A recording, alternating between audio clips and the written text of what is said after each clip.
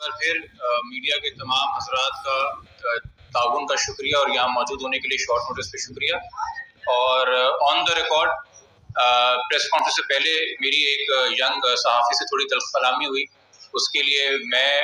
बतौर वकील और इनफरादी हैसियत में भी आप तमाम से माजरत ख़्वाह हूँ। ऐसी चीज़ें हो जाती हैं, मुझे पता आप भी एक मकसद के लिए कि सच के लिए हम यहाँ पे आएँ, हम भी इसी मकसद के लिए केस करें कि सच के लिए आप यहाँ पे आते हैं। अच्छा, गुफ्तगू यहाँ से शुरू करेंगे कि झूठ के पाँव नहीं होते हैं और सच कोई मिटा नहीं सकता है। IGP सिंध साहब ने आज से तकरीबन 3.5 हफ्ते पहले ये बात रखी मीडिया के सामने कि ये मौजूदा केस जो किडनैपिंग का है दुआ ज़हरा का, ये ख़त्म हो चुका है, इसमें मज़ीद और कुछ करने को नहीं है। उसके बाद आपके सामने एक मेडिकल बोर्ड बना, उसने उम्र बच्ची की 15 के करीब जाहिर की, यानी कि वो सपोर्ट कर रहा है जो नादरा के डॉक्यूमेंट्स हैं, जो बच्ची की उम्र इस वक्त 14 बताते हैं और वाक़े के बाद 13 साल और 11 महीने 19 दिन बताते हैं, यानी कि अंडर 14। उसके बाद एक और चीज़ सामान्य बार 6 जुलाई को हमने एक एप्लीकेशन मूव की थी पुलिस को कि जो इसका मरकजी मुल्ज़िम है इस केस का, जिसका नाम ज़हीर है, ज़हीर अहमद, उसका CDR निकाला जाए, उसका CDR रिकॉर्ड पे सामने रखा जाए। पुलिस की तरफ से जो मौक़िफ़ अख्तियार किया हुआ था CDR के हवाले से,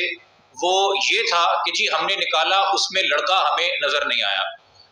मगर हमारा मौक़िफ़ ये था कि आप जिस CDR की बात कर रहे हैं वो तब है जब हाई कोर्ट ने बच्ची की रिकवरी ऑर्डर की थी, यानी कि आप मई के आखिर में और जून के शुरू में CDR लोगों की मौजूदा मूवमेंट मालूम करने के लिए देख रहे थे। जिस दिन बच्ची शहर से, कराची से अपने घर से लापता हुई है, अगवा हुई है, 16 अप्रैल, उस दिन का CDR कहाँ है, उस दिन की लड़के की मूवमेंट क्या है, 15 तारीख को वो कहाँ कहीं सफ़र करता नज़र आ रहा है, 17 तारीख को क्या दोबारा कहीं सफ़र करता नज़र आ रहा है। हमने 6 तारीख को ज़हीर के हवाले से इसकी दरख्वास्त दी। फिर हमें एक न्यूज़ रिपोर्ट के ज़रिए, चूँकि इन्वेस्टिगेटिव जर्नलिज्म आज भी दिखा रही है कि वो बहुत से केस जिसको पुलिस गुप्त रखना चाहती है, हक़ाइक़ गुप्त रखना चाहती है, सीनियर क्राइम रिपोर्टर हैं बाबर सलीम साहब, उन्होंने एक इंकशाफ किया कि ज़हीर के साथ उसका बड़ा भाई शब्बीर भी कराची में था। उन्होंने शब्बीर के हद तक उसके CDR का इंकशाफ किया, तो हमने एक एडिशनल दरख्वास्त 9 तारीख को शब्बीर के CDR के हवाले से भी जमा कराई। अच्छा, अब हुआ ये है कि हम चूँकि ऑलरेडी बहुत ज़्यादा खदशात का जिक्र कर चुके हैं IO की तफ्तीश के हवाले से, वो पहले मैं ब्रीफली आपके सामने रख दूं। वो ये है कि आपके सामने है कि मेडिकल बोर्ड की रिपोर्ट आने के बाद और उससे पहले मुस्तकिल मीडिया से इंगेज करते रहे IO साहब और इस केस में बताते रहे कि कोई किडनैपिंग नहीं है, कोई मज़ीद तफ्तीश की ज़रूरत नहीं है, ज़हीर के ख़िलाफ़ कोई एविडेंस नहीं है। 4 जुलाई को मेडिकल रिपोर्ट आई, 5 जुलाई को यहाँ पे सहाफ़ी हज़रात बैठे हैं जिनसे IO साहब ने इंटरेक्ट किया, मेडिकल रिपोर्ट की फाइंडिंग्स डिस्कस की। मगर 6 जुलाई को जब सप्लीमेंट्री चालान कोर्ट में देना था तो उन्होंने कहा कि जी मुझे तो अभी तक मेडिकल रिपोर्ट मिली नहीं है, और फिर कोर्ट से मौसूल की। फिर 7 जुलाई को जब बेल की दरख्वास्त लगी हुई थी निकाह ख्वाह की, गुलाम मुस्तफ़ा और गवाह अली असगर की, तब हमने ये मौक़िफ़ रखा जज के सामने कि सर निकाह ख्वाह जानता है कि वो मुजरिम है, इसलिए वो मफरूर था, लाहौर का निकाह ख्वाह कराची से गिरफ्तार हुआ, तो उस वक्त फिर IO ने मिसलीड किया अदालत को और बोला कि नहीं जी हमने इसे लाहौर से ही गिरफ्तार किया है, जिससे मैंने फ़र्द गिरफ्तारी पढ़ के सुनाई अदालत को, जिस पे फिर अदालत को पता चला कि कराची से गिरफ्तार हुआ है और उन्होंने रेप्रिमांड किया IO को और बोला कि कम से कम अदालत में अपनी खुद की ही फाइल पढ़ के आया करें ताकि हमें सही असिस्ट कर सकें। और आज 16 तारीख को एक प्रोग्रेस रिपोर्ट उसी पुलिस की जानिब से आई है जो कि अपनी फाइंडिंग्स में कंक्लूड कर रही है कि इस वक्त सिंध हुकूमत और पंजाब हुकूमत से हमने राब्ता किया है मुल्जिम ज़हीर अहमद को गिरफ्तार करने के लिए और मुग़विया दुआ ज़हरा को बाजियाब करने के लिए। ये फाइंडिंग्स उन्होंने प्लेस की हैं मेडिकल बोर्ड की रिपोर्ट के ऊपर, और ख़ुद वो अब इंकशाफ कर रहे हैं कि मरकजी मुल्जिम ज़हीर का CDR बताता है कि वाक़े के रोज़ वो कराची में था, यानी कि वो लाहौर में मौजूद नहीं था। यहाँ पे ये बताना ज़रूरी है कि एक बच्ची की स्टेटमेंट अदालतों में और सोशल मीडिया के ज़रिए और कुछ चैनल के ज़रिए आपके सामने रखी गई है बार बार। उस स्टेटमेंट के 2 पहलू हैं। पहला कि मैं 18 साल की हूँ, वो झूठ साबित कर दिया मेडिकल बोर्ड ने। दूसरा कि मुझे किसी ने किडनैप नहीं किया है, मैं खुद घर से बाहर निकल के टैक्सी स्टैंड, कार अड्डे गई हूँ, खुद गाड़ी लेके मैं लाहौर गई हूँ और लाहौर जाके मैंने ज़हीर को बताया कि मैं लाहौर आ गई और वहाँ उसने मुझे रिसीव किया है। वो आज CDR ने झूठा दूसरा पहलू भी कर दिया है। ये पूरे का पूरा वाकया, ये पूरे का पूरा मामला जो उस जानिब से आपके सामने रखा जा रहा है, एक 13-14 साल की बच्ची को असर मिला के, वर्गला के, बहका के, डर और खौफ में मुब्तला करके ये बयानात दिलवाए गए, जो कि अब टेक्निकल और मेडिकल डेटा साबित कर रहा है कि झूठ है, जिनको डिनाई नहीं किया जा सकता। और साथ ही इस वक्त हमें खदशा है कि ये सच सामने आने के बाद कि अब जहीर जो है उस पर दफात लगी है 363 PPC किडनैपिंग का ऑफेंस और Sindh child marriage restraint act section 3 और 4, जिसमें जहीर के साथ गवाह, निकाह ख्वाह और तमाम तर लोग जो फैसिलिटेट कर रहे थे चाइल्ड मैरिज, वो भी उसकी गिरफ्त के अंदर आएंगे। मगर हमें शिकवा ये है कि इस प्रोग्रेस रिपोर्ट में 364A के बारे में जिक्र नहीं किया गया, जो कि ओरिजिनली इस केस में लगा हुआ है, जो कि किडनैपिंग 14 साल से कम उम्र की बच्ची जो कि दुआ ज़हरा उस वक्त थी, इस नीयत से कि उसको नुकसान पहुंचाया जाए या जबरदस्ती उसको जिनसी ताल्लुकात के लिए मजबूर किया जाए। और अगर एक शादी जो कि चाइल्ड मैरिज सामने आ रही है तो उसमें तलाक होना चाहिए था 365B का, जो कि इस नीयत से अगवा है कि किसी भी लड़की को, माइनर लड़की को शादी के लिए जबरी तौर पे मजबूर किया जाए। मजीद इसमें ये कि एक और बड़ा ऑफेंस हुआ है जो कि आपके इल्म में है कि इस अगवा को जाहिर ना करने के लिए, इस अगवा को कंसील करने के लिए निकाहनामा और फिर निकाहनामे के बाद हकल और नरकत पंजाब में होती रही, नकलो हरकत होती रही। जब सिंध हाई कोर्ट ऑर्डर दे रहा था तो ये ऑफेंस बनता है 368 कंसीलमेंट ऑफ किडनैपिंग का। और ये कंसीलमेंट ऑफ किडनैपिंग की गई है उन तमाम तर लोगों से जो कि ज़हीर के खानदान में शामिल हैं और जिनके नाम चलान में पहले से ही मौजूद थे। जहां तक तफ्तीश पे ये एक सच सामने आया है, जिसमें अगेन मैं कहूँगा कि मीडिया हजरात की इन्वेस्टिगेटिव जर्नलिज्म का बहुत बड़ा हाथ है और हम सुप्रीम कोर्ट के शुक्रगुजार हैं जिन्होंने हमारा मेडिकल बोर्ड का राइट आइडेंटिफाई किया था, जिसकी वजह से ये हकायक सामने आए हैं। चूंकि हमें खौफ है कि शायद इस सच को सामने आने के बाद बच्ची को शायद कोई नुकसान पहुंचाया जाए, मजीद वर्गलाया जाए, मजीद किसी खौफ में मुब्तला किया जाए, हमने आज सिंध तो में पुलिस अपनी कार्रवाई करेगी पंजाब जाके, बट आज हमने via courier and fax Punjab का जो चाइल्ड प्रोटेक्शन ब्यूरो है, जिसमें पंजाब के अपने कवानीन हैं, जिसमें किसी भी बच्चे को किसी भी इलीगल रीजंस के लिए इस्तेमाल करना या कोई ऐसा बच्चा जो किसी ऐसे जुर्म का विक्टिम हो, जिस जुर्म का अक्यूज, जिस जुर्म का मुल्जिम उसका गार्डियन हो, और इस वक्त ज़हीर इस फर्जी निकाहनामे के जरिए अपने आप को गार्डियन जाहिर कर रहा है। हमने चाइल्ड प्रोटेक्शन ब्यूरो के अंदर भी दरख्वास्त मूव की है कि वो भी अपनी अथॉरिटी इस्तेमाल करते हुए फौरन बच्ची को बाजियाब कराएं, और सिंध पुलिस से भी दरख्वास्त है कि वो फौरन बच्ची को बाजियाब कराएं। जो हमारे जो सेक्शन उसमें मिसिंग है उसके हवाले से मैंने आपको बता दिया। और मजीद ये कि इन केसेस में ये कोई पहली बार नहीं है, ये पहला मुकदमा नहीं है। सिंध चाइल्ड मैरिज के तहत बहुत से मुकदमे हो चुके हैं। जब आप एक कम उम्र बच्ची को जो अगवा होती है बाजियाब करते हैं और अपने सामने पाते हैं और एक निकाहनामा जाहिर किया जाता है, तो अच्छा ये होता है कि इससे जिनसी ताल्लुकात कायम किए गए हैं। उसके लिए एक MLO भी कराना ज़रूरी होता है, मगर इन्हीं एविडेंस की बेसिस के ऊपर अंडर इन्वेस्टिगेशन जो सेक्शुअल ऑफेंसेस हैं, रेप के 375 और सेक्शुअल अब्यूज़ के 377A, उनका भी इतलाफ होता है, जो हमें फ़िलहाल इस प्रोग्रेस रिपोर्ट में नज़र नहीं आ रहे। और कोर्ट के सामने हमारा मौक़िफ़ होगा कि इसकी भी तहकीकात की जाए। इस स्टेज के ऊपर जब ये केस एक अबाउट टर्न कर रहा है, जब ये केस हकायक की तरफ जा रहा है, जब सामने आ रहा है कि वाकई में जो एक मम्मा एक पहेली बना के रखा हुआ था 2-2.5 महीने से कि बच्ची बालिग है, मेजर है या कमसिन है, अपनी मर्जी से गई है या अगवा हुई है, ये तमाम तर बातें ये मेडिकल बोर्ड उस पहली बार भी बन सकता था जब बच्ची को बाजियाब कराया गया।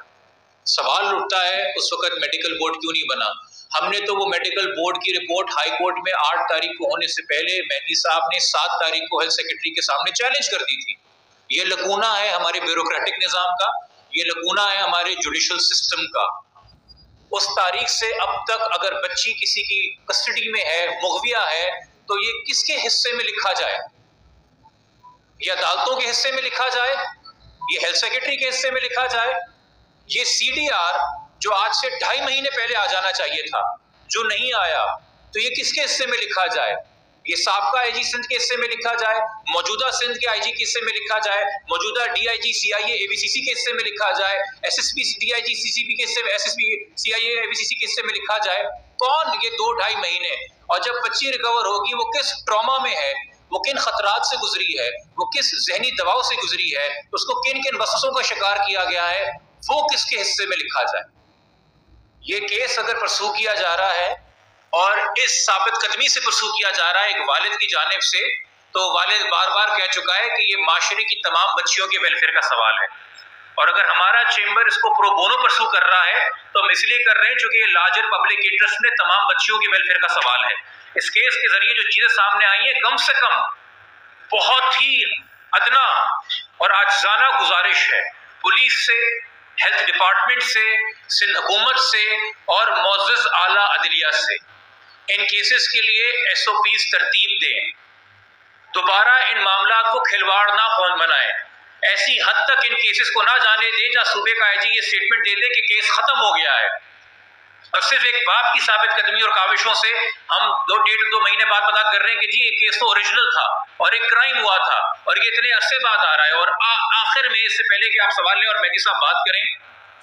अब जब ये पुलिस की भी प्रोग्रेस रिपोर्ट सामने आ गई है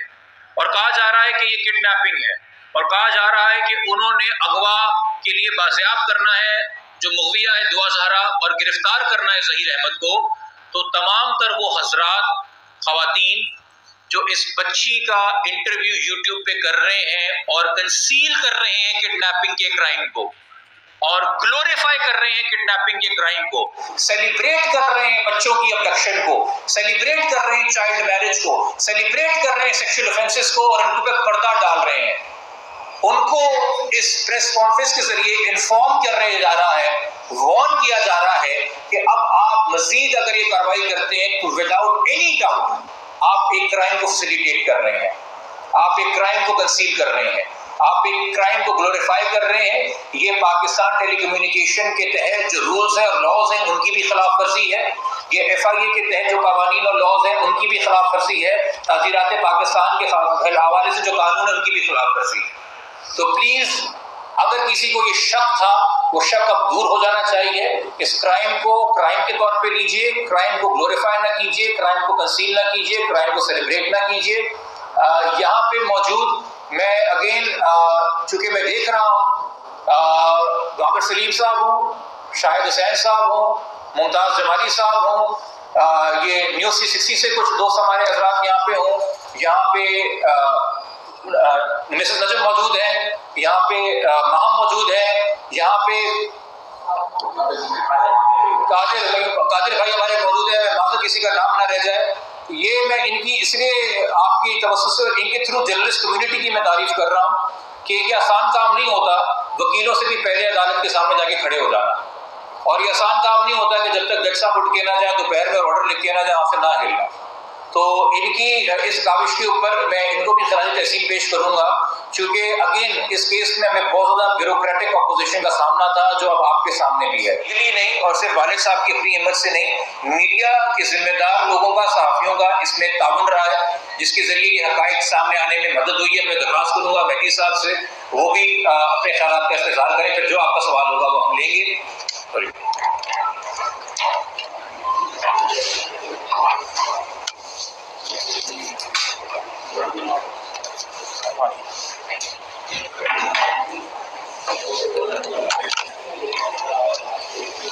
बिस्मिल्लाहिर्रहमानिर्रहीम। सबसे पहले तो मैं अल्लाह का शुक्र अदा करूँगा क्योंकि अल्लाह ताला अब हमारे लिए आसानियाँ पैदा कर रहे हैं। सेकेंडली जी, मैं सबसे इम्पोर्टेंट मेरे लिए आप सब भाई हैं, आप लोगों ने पहले दिन से इस केस के साथ जुड़े हुए हैं और हर सच की रिकॉर्डिंग कर रहे हैं। अगर आप सब लोग इस तरीके से इस केस को उजागर ना करते तो मेरा ख्याल है कि ये केस कब का बंद हो चुका होगा। जिब्रान भाई ने इसमें बड़ी मेहनत की है, मैं जिब्रान भाई का भी शुक्रिया अदा करूँगा और मज़ीद इनकी अभी इम्तिहान के आगे भी हैं। आज जैसे रिपोर्ट आई, आज पुलिस ने भी एक्सेप्ट किया जी कि भले उन्होंने हल्का हाथ रखा लेकिन उसके बावजूद उन्होंने एक्सेप्ट किया कि बच्ची अगवा हुई थी और उन्होंने काफ़ी लंबी चौड़ी इसमें लिस्ट दी है। मैं एट द एंड मैं यही कहना चाहूँगा कि सच देर से जाहिर जरूर हो सकता है लेकिन छुप नहीं सकता है, एट द एंड वो जाहिर जरूर होता है। Thank you. इसमें सर मैं चूँकि कुछ कन्फ्यूजन भी पैदा की जा रही है इस हवाले से, हमारी लीगल टीम को लाहौर में ज्वाइन किया है एडवोकेट फहाद अहमद सिद्दीकी ने, जो कि कस्टडी और फैमिली लॉ मैटर्स के हवाले से एक एक्सपर्ट है। और लाहौर में जैसा मैंने आपसे बोला कि चाइल्ड प्रोटेक्शन ब्यूरो को एक दरख्वास्त हमने मूव की है, वो उनके ऑफिस और उनके चैम्बर के जरिए मूव हुई है। और लाहौर के अंदर अगर हमें कोई भी कानूनी कार्रवाई करने की जरूरत पड़ेगी तो वो इसके अंदर हमारी टीम का हिस्सा है और उसको लीड कर रहे होंगे। अब मजीद सर अगर आप लोगों के सवाल है, एक और चीज़ ये आप लोगों ने देखा होगा और कुछ सवाल उससे पेश हुए हैं, जो आज प्रोग्रेस रिपोर्ट है उसमें एक नाम मिसिंग है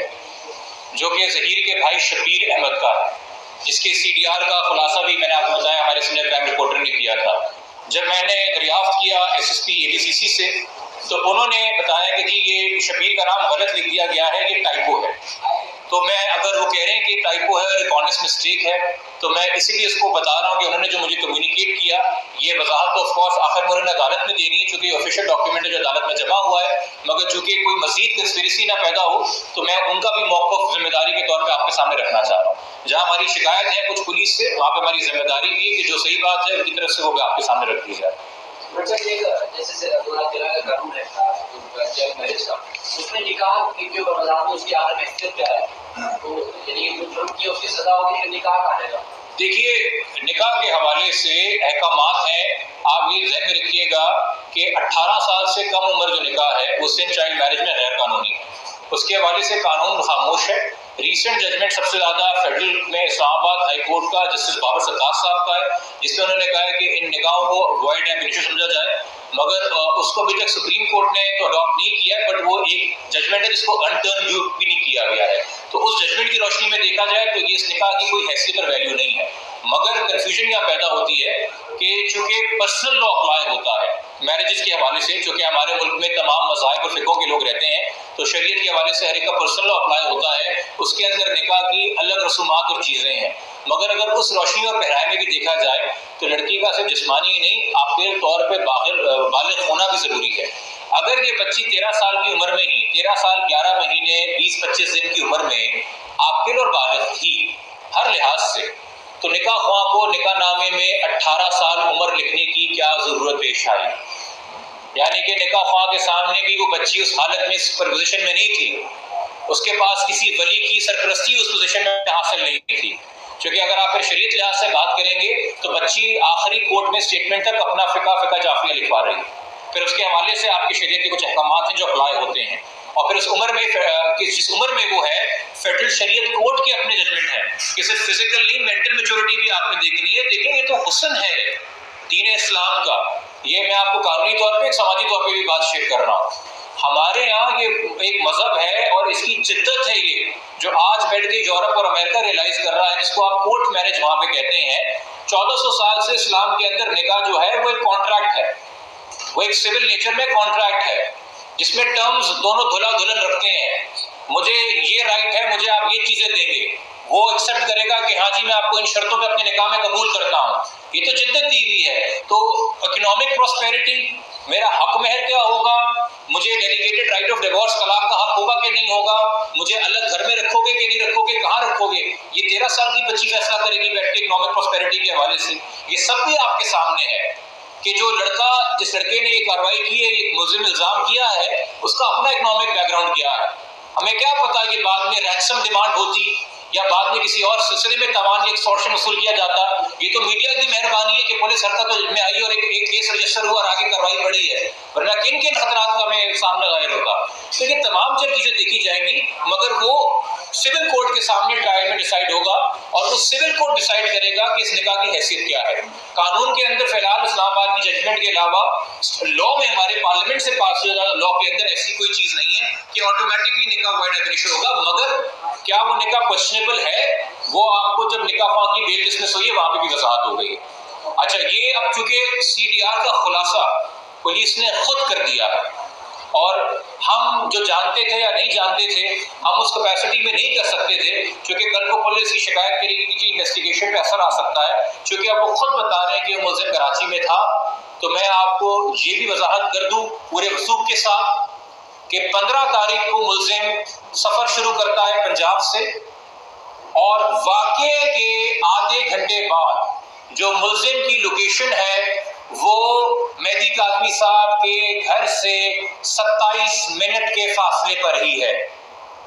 और फिर वहां से 16 तारीख को वो सफर तय करता है पंजाब की तरफ, और 17 तारीख को जब रात 12 बजे हो जाती है और 17 की सुबह शुरू हो जाती है तो वो भावलनगर पहुंचता है। इस पे भी बहुत बड़ा सवाल है कि ये निकाह क्या वाकई लाहौर में हुआ है या ये किसी और शहर में हुआ है, ये किस हालात में हुआ है, किन हालात में नहीं हुआ है। ये तमाम तर चीजें अंडर सस्पेशन है, ये तमाम तर चीजें अंडर इन्वेस्टिगेशन होनी चाहिए, ये तमाम तर हकायक सामने आने चाहिए जो पहले दिन आ जाने चाहिए थे। जो मेन चीज थी कि क्राइम के टाइम पे मुलजिम कहाँ था, वो आज एक पब्लिक प्रोग्रेस रिपोर्ट में जो कोर्ट में जमा हुई है पुलिस ने बता दिया। कुछ हकायक हम जानते थे, आज से नहीं। हमने अगर खामोशी रखी, इस बाप ने अगर सब्र का दामन नहीं छोड़ा ताकि पुलिस को ये एक्सक्यूज ना मिले कि जी आप हमारा केस खराब कर रहे हैं, जिस केस को पुलिस खुद खराब करना चाह रही थी। हमने इन्वेस्टिगेटिव प्रोसीडिंग्स का पास रखा। आज जब खुद ये इंकशाफ हुआ है तो ये मजीद हकायक मैं आपसे शेयर करने की पोजीशन में हूँ, और मैं आपके तवज्जुह से गुजारिश कर रहा हूँ कि सूबे के सबसे बड़े पुलिस के ओहदेदार से, होम मिनिस्ट्री से भी, कि खुदा के वास्ते एक फेयर एंड प्रॉपर इन्वेस्टिगेशन करिए, एक कोरे कागज के ऊपर शुरू से एक फ्रेश माइंड के साथ माइंड अप्लाई करते हुए इस केस के तमाम मुलज़िमों को कैफे किरदार पे पहुंचाएं। हम नहीं चाहते कि ये खबर, इस बच्ची का नाम मीडिया में रोज पढ़ा जाए। मैं पहले भी कह चुका हूं कि इस बच्ची का पूरा मुस्तकबिल उसके सामने है, मगर चूंकि ब्यूरोक्रेटिक प्रेशर इतना है कि फिर इन्वेस्टिगेशन ना हो, हम मजबूर हो जाते हैं कि हम मीडिया के पास बार बार आए और आवाम के लिए तमाम हकायक रखें ताकि आवाम किसी शक व शुबे और वसवसे का शिकार ना, और उनको पता हो कि हकायक इस मामले के क्या है। तो अभी भी बहुत सारी चीजें हैं, मगर अब मैं ट्रस्ट करूंगा कि पुलिस सही सेक्शन का इत्तलाक करेगी, 20 तारीख को प्रॉपर चालान जमा कराएगी और फौरी से पहले वो बाजियाब करेगी, बच्ची को सेफ कस्टडी में लेगी और मुलजिम को गिरफ्तार करके सलाखों के पीछे, और जो जो फैसिलिटेटर्स हैं, और अगर शब्बीर बाबर सलीम साहब की रिपोर्ट के मुताबिक कराची में है तो वो भी किडनैपिंग का मरकजी मुस्लिम है, वैसे फैसिलिटेटर नहीं रहता है, उसको भी गिरफ्त के अंदर लिया जाए साथ साथ। आप लोगों का तमाम आमद का शुक्रिया।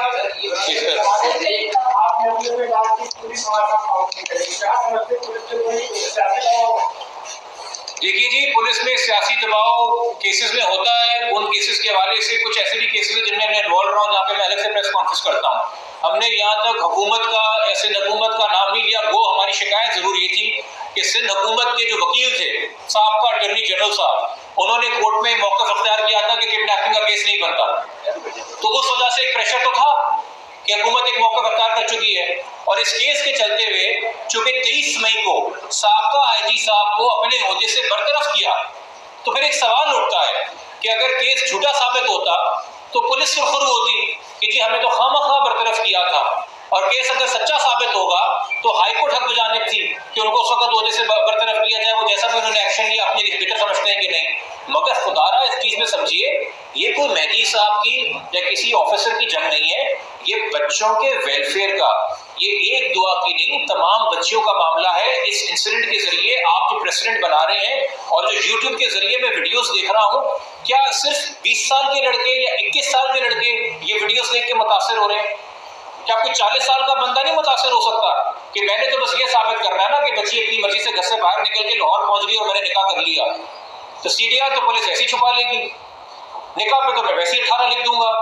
और 4-5 लोग यूट्यूब पे वैसे ही मिल जाएंगे मेरी कहानी मशहूर करने के लिए, तो हम ये क्राइम करना शुरू कर दें और उसको आम करना शुरू कर दें।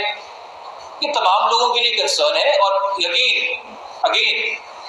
ये जो है ना कम उम्र की शादी और इसके ऊपर निकाह, और फिर एक बात आती है कि जी आप निकाह जो है वो मुश्किल बना रहे हैं। तो देखिए, अगर कोई इंसान बिल्कुल शरई पहलू के हवाले से एक व्यू फॉर्म करता है तो उसकी इंटेग्रिटी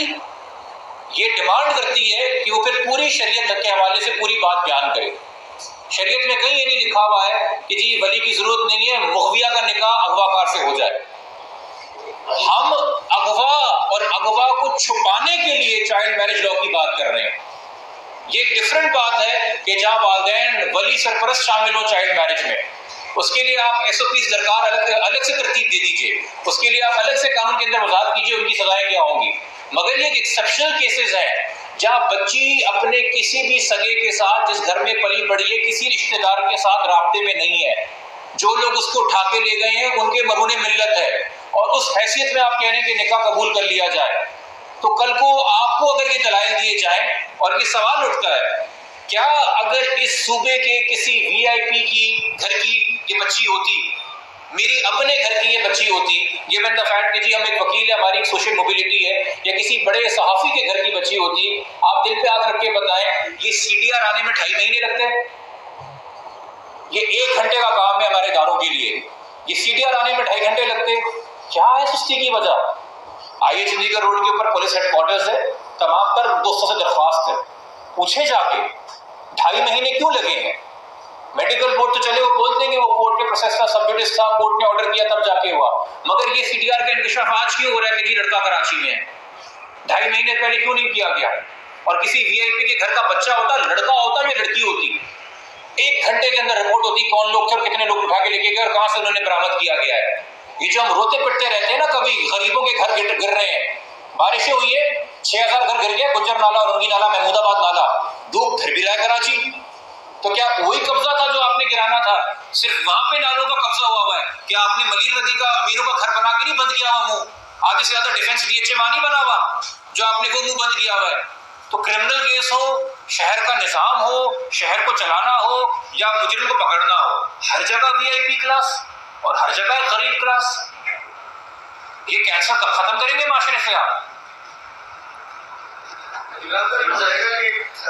आपको नहीं लगता कि ये जो आपका केस है इस पर फर्क पड़ेगा? तो अगवा साहब ही पड़ेगा, सीडीआर से तो कोई फर्क नहीं पड़ेगा, क्या कहते हैं सर जी?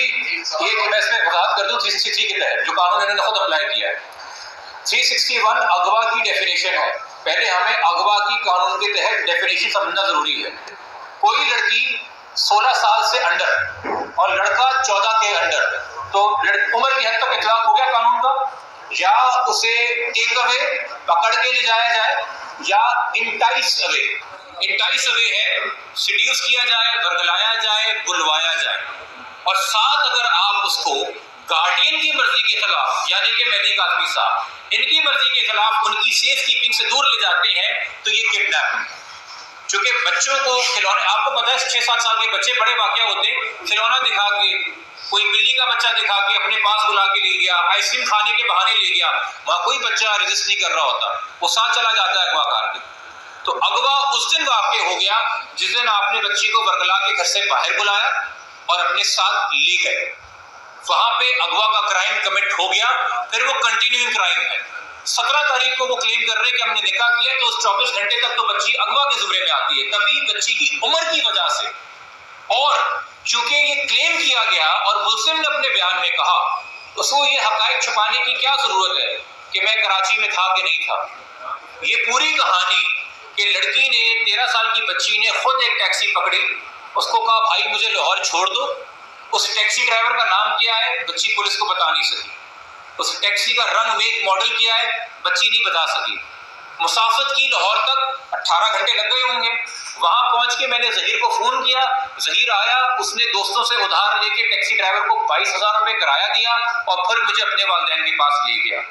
अगर आप इस स्टोरी को फॉलो करें तो कहीं पे भी जहीर का किरदार नजर नहीं आ रहा आपको, मगर अगर आप ये देखें कि लड़का तो उस दिन कराची में, और ना सिर्फ ये कि एक सडन लोकेशन लाहौर से कराची में आई है, उन 36 घंटों में लाहौर, रहीमयार खान, भावलपुर रहीमयार खान, सादकाबाद, सक्खर, दादू, मोरो, हैदराबाद, मटियारी, कराची और फिर वापस ये जर्नी कैसे आ रही है? और उसी टाइम पे आ रही है जिस वक्त बच्ची घर से निकल चुकी है, उसे निकले आधा पौना घंटा हो गया है, उस वक्त एग्जैक्टली लड़की की लोकेशन आधा घंटा दूर घर से आ रही है। ये क्या इत्तेफाक है? तो इसका मतलब बच्ची को कोई लेके गया अपने साथ। ये जो अगवा हम फिल्मों में और ड्रामों में देखते हैं, क्योंकि वो भी एक सोर्स है अवेयरनेस का, उसमें अक्सर ये दिखाया जाता है कि जी कुछ चीखना चिल्लाना रेजिस्ट करना, मगर बच्चे और बच्चे की डेफिनेशन है अगवा के लिए 16 साल से कम लड़की, 14 साल से कम लड़का। उनके लिए ये वाजिब नहीं है कि उनकी मेंटल स्टेट क्या थी। वो अगर ये भी कहें कि मैं अपनी खुशी से गई हूँ, और चूंकि अगर आपने एक जिक्र किया है, मैं आप इजाजत अगर देंगे, अच्छा है आप लोग इतना टाइम देते हैं, इससे अवेयरनेस हो जाती है। ये 1972 का केस है लाहौर हाई कोर्ट का। If the statement of the abductee of 15 years of age exonerating the accused on the basis of her marriage after kidnapping is allowed to be used for quashment of prosecution under section 363 यानी kidnapping. It may means a general license for kidnapping girls approaching their 15th year of age. In other words, it will mean an indirect amendment in at least half a dozen punishing provisions in the penal laws of Pakistan. अगर 15 साल की बच्चियों की ये statement कबूल कर ली जाए, उनके किडनैपिंग के बाद निकाह हुआ है और उस बेसिस पे एग्जोनरेट कर दिया जाए किडनैपिंग के ऑफेंस से मुल्जिम को, तो आप एक लाइसेंस दे रहे हैं मुल्जिमों को कि 15-14 साल की बच्चियां उठाओ, निकाह कर लो गवाह करने के बाद और स्टेटमेंट दिलवा दो, और फिर हमें पूरा पाकिस्तान पीनल कोड ताज़ीरात पाकिस्तान अमेंड करना पड़ जाएगा। ये आज का नहीं 1972 का कानून है, यकीनी तौर पे सीनियर पुलिस अफसर जानते हैं। आपको इसी सूबे के अंदर, इसी शहर के अंदर बेशतर किडनैपिंग के केसेस दिखा दूंगा जहां बच्चियां 16 साल से जब कम थी उनको जब बरगला के ले जाया गया है, पुलिस ने किडनैपिंग के केसेस बनाए और मुल्जिमों को शिकायत हुई है। ना सिर्फ ये, फेडरल शरीयत अपेलेट बेंच के फैसले हैं इन हवालों से, इन केसेस के हवालों से कि किडनैपिंग के केसेस में छोटी बच्ची की उम्र नहीं देखी जाती, क्योंकि इस तरह के वाकयात पहले नहीं हो रहे पाकिस्तान में, पहले भी होते रहे। और फेडरल शरीयत अपेलेट बेंच के जिस केस का मैं हवाला दे रहा हूँ उसमें मुफ्ती तकी उस्मानी साहब बेंच पे मौजूद हैं, जगह तरीन उलमा है पाकिस्तान के। यकीनी तौर पे दीन में जबर किसी लिहाज से नहीं है, तो दीन को जबर के लिए भी इस्तेमाल नहीं किया जा सकता, ये हिकमत उनमें है। तो अगेन ये ऐसे राह चलते कोई बात करके वो और बात है। हम चूंकि वकील हैं, फेडरल शरीयत कोर्ट वाहिद आईन पाकिस्तान के जरिए तहत कोर्ट है और शरीयत अपेलेट बेंच जहाँ ये फैसला होता है कि इस्लामी और गैर इस्लामी चीजें क्या है शरीयत के मुताबिक। आपका सवाल था भाई, आपने फिर मैं आपसे ये कि सीरिया की जहाँ तक बात है कि सीरिया अभी मुंदरिया पर आएगी, क्या पुलिस को पहले दिन से नहीं पता था कि ज़हीर जो है कराची में मौजूद है? ये पुलिस से सवाल बनता है, पुलिस ने इसे एस्टैब्लिश क्यों नहीं? ये पुलिस से सवाल बनता है। मैं सिर्फ ऐसे बात कर रहा हूं, कोर्ट से आईजी से इनको जो है हटाया गया, क्योंकि पुलिस उसका पता वो इंतकाम देगी इस केस को लेकर। मैं आपको ये पहले मैं आपको जो बार-बार ब्यूरोक्रेटिक अपोजिशन और ब्यूरोक्रेटिक प्रेशर की बात कर रहा हूं, और मैं आपसे कह रहा हूं कि यकीनी तौर पे जब एक सूबे का आईजी मौक़िफ़ अख्तियार कर ले कि केस खत्म हो गया है, उसके बाद इस केस का इस नहज पे आना, एक क्वेश्चन तो है, आप लोगों को क्वेश्चन करने का मौका मिलेगा, आईजी साहब को वजाहत देने का मौका, तो उस वजह से हम एक्सपेक्ट करते हैं कि वो अपनी ही स्टेटमेंट्स की कैद में चले गए थे, जो कि मेरे ख्याल में सही तरीका नहीं था। अच्छा, ये एटलीस्ट परमिशन लेंगे कि बच्ची की बाज़ाबी के लिए जाएंगे, शबीर के हवाले से बच्ची की तरफ डॉक्यूमेंट्स लेंगे, जो सेक्शंस का बता रहे हैं उस सवाल तो क्या बात नहीं कि जब सिटी चलाना आएगा तो उसमें सोच कर लेगा सेक्शन। सर जी, ये हमने तो ऑलरेडी पुलिस कोर्ट के सामने आर्ग्यू किया हुआ है और हमें यकीन है कि इस्तिहासा भी हमें सपोर्ट करेगी कि कौन से सेक्शन इसमें ऐड होने चाहिए मज़ीद, मगर जब सप्लीमेंट्री चलान हमारे सामने आएगा हम तभी इसी पोजीशन में होंगे। अभी फिलहाल प्रोग्रेस रिपोर्ट आई है जिसमें पुलिस ने आज कोर्ट को अपडेट करना था, उन्होंने वो कर दिया है। सबसे पहले तो हम नाराज भी हैं कि भाई ये रिलेटेड नहीं है, लेकिन मुझ समेत बहुत सारे लोगों को तकलीफ हुई, तो वो मैसेज मैं आप तक पहुंचा रही हूँ कि अगर कोई वकील है तो वो क्या कानून से बालातर है। कल एक साहब जो अपने आप को वकील कहते हैं और बैठ के मैटी भाई के लिए बहुत गलत बातें बोलते रहे, इवन गालियाँ देते रहे और लोग उस पर हंसते रहे, तो क्या आप उनके खिलाफ भी कोई कार्रवाई करेंगे? मैं आपको बार-बार ये बात कर रहा हूँ, इस केस का मरकजी किरदार मरकजी मुल्ज़िम ज़हीर है और उसके सहूलतकार हैं जो अगवा में शामिल थे। सोशल मीडिया के जरिए बहुत से लोगों को शौक है कि इस केस के मरकजी किरदार बन जाए, लीड एक्टर या लीड एक्ट्रेस बन जाएं और उसके जरिए उनको व्यूज़ मिलेंगे, और यूट्यूब तो आपको पर पे व्यू करता है, तो आप हक़ाइक़ में अपनी रिपोर्ट कर रहे होंगे तो वो बोरिंग होगी, उसको फैट्स को होगा, आप उसको मसाला लगा के सेंसेशनलाइज करेंगे जैसे किया जा रहा है मासरत के साथ, तो वो डिफरेंट होगा। मैं इसलिए मैंने आप इस प्रेस कॉन्फ्रेंस के जरिए उनको जो मैसेज देना था दे दिया। मैं किसी को नाम लेके वो इज्जत नहीं देना चाहता जो वो कह रहे हैं, मगर जहाँ तक किसी के प्रोफेशनल एथिक्स हैं, यकीनी तौर पे भी हमने अभी तक जो बात इसमें की है, जो खदशात जाहिर किए हैं, वो based on evidence and based on progress की हैं। मैंने इस केस के अंदर आके किसी के प्रोफेशनल एथिक्स हैं, यकीनी तौर पे भी हमने अभी तक जो बात इसमें की है, जो खदशात जाहिर किए हैं, वो based on evidence and based on progress की हैं। मैंने इस केस के अंदर आके अभी तक अपनी जिम्मेदारी के तहत कोई भी ऐसा क्राइम एलिज नहीं किया जो सिर्फ हवा के अंदर कंस्पिरेसी भी बेस्ड हो। स्पेसिफिक फोकस रखा है, बच्ची अंडर एज हो तो कौन से सेक्शन अप्लाई होते हैं, उन हक़ाइक़ की रोशनी में जो अभी तक हमारे सामने आए हैं, और हम इसमें एक फेयर इन्वेस्टिगेशन डिमांड कर रहे हैं। बाकी अगेन जो जिम्मेदार लोग हैं वो जिम्मेदारी को समझेंगे, और अगेन मैं कहूँगा concealment of a crime is a crime, glorification of a crime is a crime, inciting a crime is a crime. Crime को छुपाना, क्राइम की तशहीर करना और लोगों को एक तरीके से मोटिवेट करना, यार तुम भी एक काम करो, तुम भी इस राह में निकलो, ये क्राइम। ठीक है सर, बहुत शुक्रिया।